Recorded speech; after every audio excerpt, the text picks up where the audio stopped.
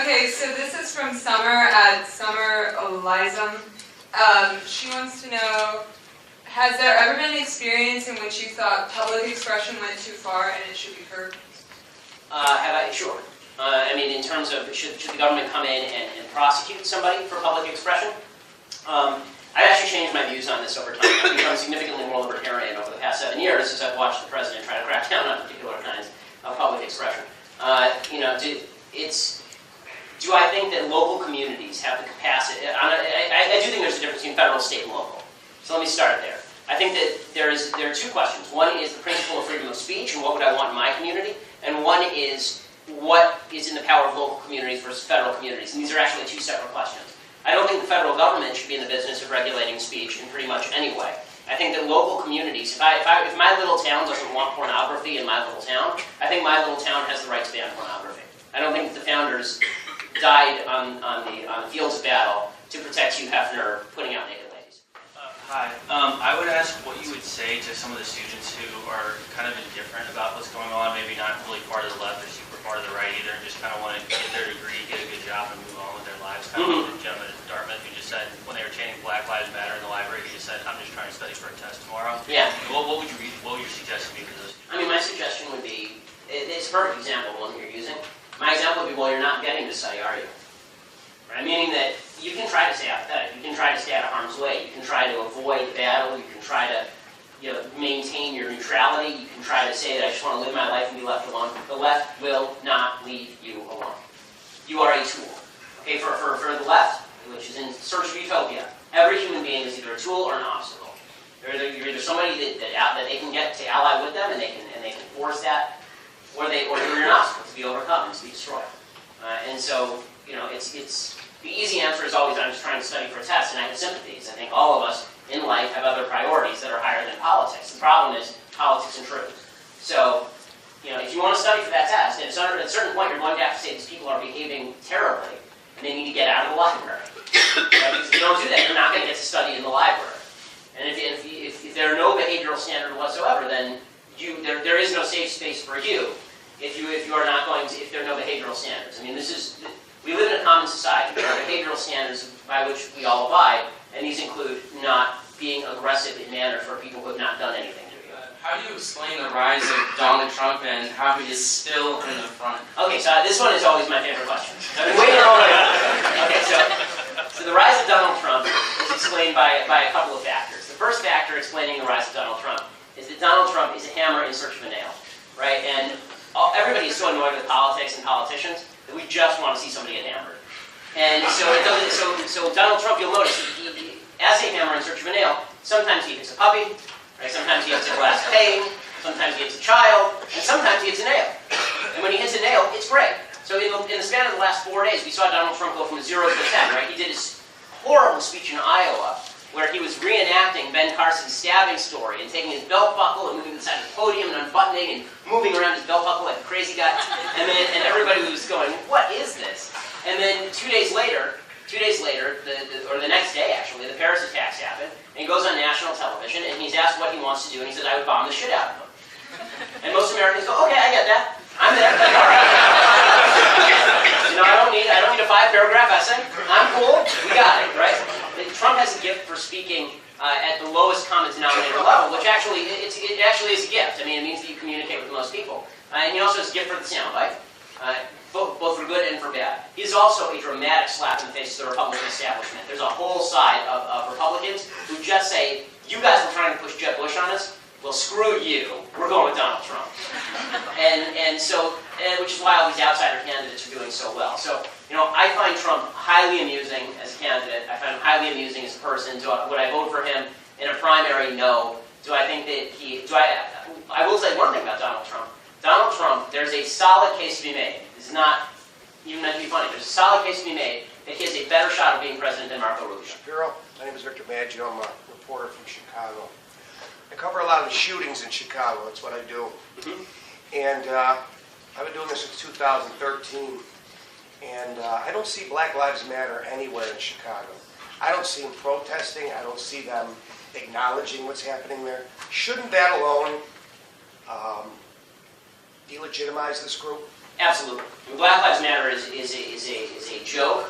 Black Lives Matter is a movement that is designed specifically and solely to crack down on political enemies of the left. The Black Lives Matter movement is a racist movement. If there were any converse movements in White Lives Matter, everyone would recognize it as such. And again, the Black Lives Matter crew doesn't say that all Black Lives matter. They say the only Black Lives that matter are black people who are killed by white people, which is a tiny, tiny number across the United States. I mean, if we were to reverse the situation, significantly more white people are killed by black people every year than black people are killed by white people every year. But the reality is that if you actually want to make life better for if black lives actually mattered, there would be a few things that you'd want to do. The number one thing you'd want to do is stop aborting black babies. More black babies were aborted in New York City last year than were born in New York City last year. I mean, literally entire generations of black people have been wiped off the face of the earth by people who are getting abortions. The second thing that you would do is actually have a very heavy police presence in high crime areas, because that's the only way that you develop a culture of property ownership and investment that creates jobs, that creates better lifestyles for people. And the third thing that you would do is cut off benefits and diminish benefits for people making bad decisions. You don't incentivize people to have babies out of wedlock. Right? Our culture has now conferred hero status on people who put themselves in self-victimized situations. My wife's in medical school over at UCLA, and my wife has made a lot of good decisions in her life. The number one, of course, is marrying me. The number two good decision for my wife, and she's watching this, I know she's laughing. The number two good decision for my wife is that we were both virgins until we got married. We're religious people, and she, we had our first baby about 2 years ago, January 2014, and she took a year off of school to take care of the baby because she wanted to spend time with the baby, and then she went back to school, right? And that's just what she did. She was not conferred hero status. There was a girl in her class who was a single mother and had to work her way through being a single mother. And she's granted this sort of hero status. So look at all the challenges she's had to overcome. Right, challenges that she made for herself.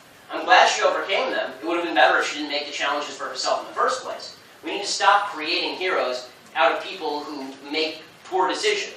Right? It's great that you can overcome a challenge, but don't create challenges for yourself and then be celebrated for the challenges that you created for yourself. So, incentivizing fathers to stay in the home would be a massive thing.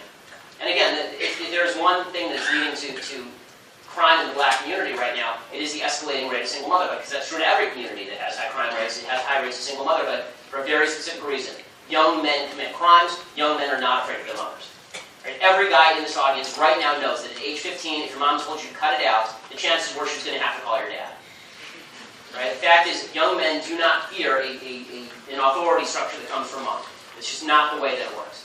So, there are many things that Black Lives Matter actually could do if they actually believe Black Lives Matter, but they don't. What they actually believe is just that America's a racist, terrible system, and it has to be torn out. It has to be torn out by the roots, and whatever is available for them to do this, they will do. And this is true for most of the left, including the Concerned Student 1950. Ben Carson has been an increasingly popular presidential candidate, but a lot of people have had questions about his lack of political background, and I was just wondering what your take and stance on that was. So I think Ben Carson is a very good man. I think that Ben Carson says a lot of things that are worthwhile, and he creates debates that I think ought to be had. I think that he has strength of character and fortitude. His lack of experience is not really what troubles me. I don't know where he stands on certain issues because he doesn't have enough knowledge to stand on the issue. Right? So when he's asked about foreign policy, maybe he has great principles, maybe he doesn't, but he's kind of waving around in the wind. He doesn't know what he's talking about. And so my view of presidential candidates is, I think one of the great myths in American life is that being president is the world's most difficult job. You have a personal service staff of 2 million people. I'm pretty sure that you can do it. This idea that you have to have tremendous executive experience, it's not like running a company because you never get to fire anybody. They all have government contracts. It really has much more to do. Being a good president has much more to do with having a good value system than it does with having tremendous executive experience or tremendous foreign policy experience. I want to know what your values are. So on domestic policy, I know Ben Carson's values, and I like Ben Carson's values, at least the vast majority of them. On foreign policy, I don't know Ben Carson's values, and so I don't know enough to like his values. But values to me trump experience every time. It wouldn't bother me that Abraham Lincoln had served a single term in the Illinois Congress before becoming president and losing a Senate race to Stephen Douglas. That doesn't bother me. And it didn't. And I thought it was a stupid argument that Obama had no experience and therefore he shouldn't be president. I don't think inexperience I don't think inexperience explains the terrible president Obama has been. We've had many inexperienced presidents, and none of them have done this kind of damage. Ideology, values explain the terrible president that President Obama has been. He shouldn't have been voted for because of his values, not because he didn't. If he'd sat in the Senate for 7 terms, he would be just as radical and just as bad at his job. Thanks so much.